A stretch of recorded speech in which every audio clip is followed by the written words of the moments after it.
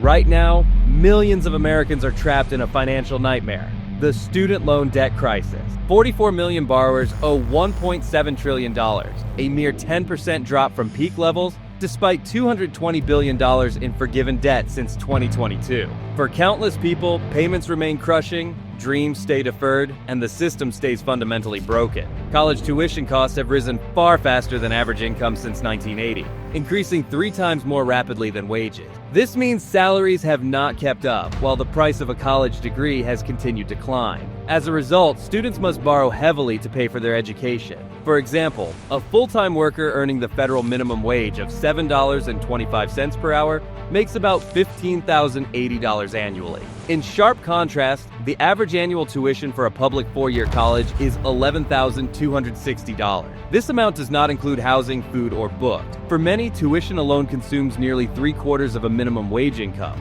making significant borrowing unavoidable. This situation did not happen by chance. It is a direct outcome of how the system was designed. In the 1960s, federal loan guarantees were introduced to make education more accessible. However, this policy unintentionally removed financial risk for universities. With easy access to loan money, colleges had little reason to control tuition prices, leading to unchecked increases. From 2003 to 2023, university tuition jumped by 124%, far exceeding inflation and wage growth. This rapid inflation greatly benefited loan servicers. Companies like Navient and Sallie Mae have become billion-dollar businesses, earning large profits from managing these huge loan portfolios. Navient alone has reported over $1.3 billion in profits from these operations, showing how the system profits from student debt. The student debt crisis causes severe personal hardship. Millions are trapped in ongoing financial difficulty. Shelby, a nurse, illustrates this struggle, stating,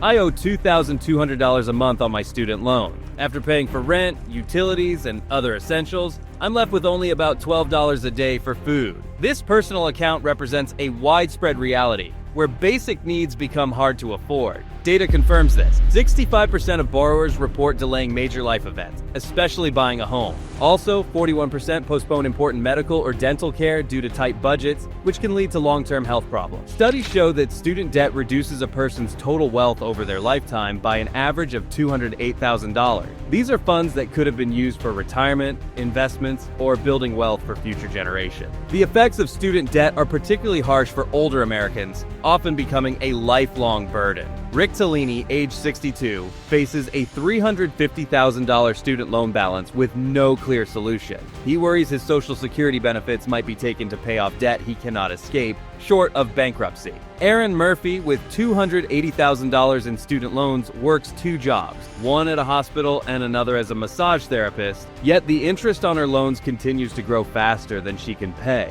Debbie Baker, who pursued a teaching degree, experienced the abrupt discontinuation of a promised financial aid program. Her original $35,000 debt unexpectedly doubled, and her loan servicer, Sallie Mae, forced her into forbearance, increasing her debt. Tragically, she felt it took away valuable time she could have spent with her son before he passed away. These are individual stories showing how debt profoundly changes lives, dreams, and future possibilities. The student debt crisis also has a disproportionate impact on communities of color, especially Black Americans, making existing inequalities worse. Due to historical disadvantages and less accumulated wealth, Black students frequently must borrow significantly more for the same college degrees, averaging 35% more than white students. The results are severe. Within 12 years of starting repayment, 48% of Black borrowers default on their student loans, which is more than double the 21% rate for white borrowers. This debt gap acts as a modern form of financial redlining, causing financial instability across generations and limiting economic progress. Amari Fenoy's situation shows this clearly. She has $64,000 in student debt,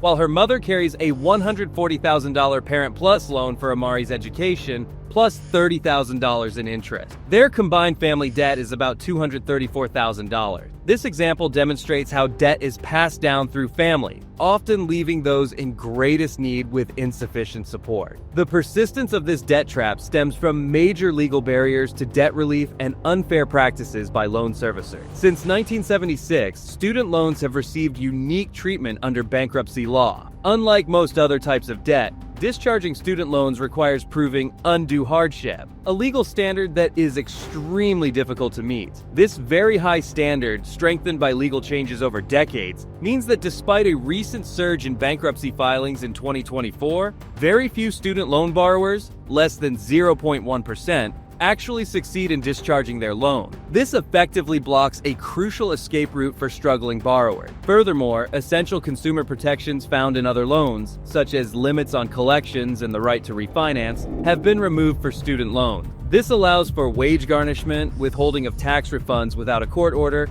and suspension of professional licensing. Adding to these legal restrictions are the harmful tactics used by loan servicers. Lawsuits have revealed internal documents, like those from Navient, showing employees were told to actively promote forbearance to struggling borrowers. Forbearance pauses payments but allows interest to accumulate and often be added to the original loan amount, causing debt to grow significantly. This practice alone generated an estimated $2.1 billion in extra interest for Navient. Penalties for such conduct, like a modest $3.7 million fine for Navient, are often seen as minor business costs, which can encourage continued exploitation. The Consumer Financial Protection Bureau, CFPB, has uncovered widespread illegal practices by servicers, including misleading borrowers about federal protections, wrongly denying discharge applications for disabled individuals, mishandling payments, and giving false information about repayment options. Despite the overwhelming nature of this crisis, effective solutions exist. These require a fundamental change from the current system, where lenders and colleges benefit mutually from debt. While broad debt forgiveness offers some temporary relief,